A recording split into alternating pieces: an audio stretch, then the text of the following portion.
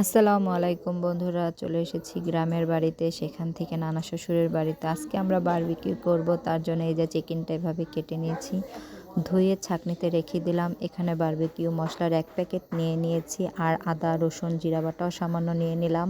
আর এই যে soya sauce দিয়ে নিলাম, সরিষার তেল লেবুর রস দিয়ে মেখে প্রায় 2 ঘন্টার মতো রেস্টে রেখে দিব। আর এই যে চুলায় আমরা এখানে কয়লা করে নিচ্ছি ইট দিয়ে, যদিও এটা আমরা ছাদে করছি আয়োজন। আর এই যে হয়ে গেল আমাদের কয়লা তৈরি।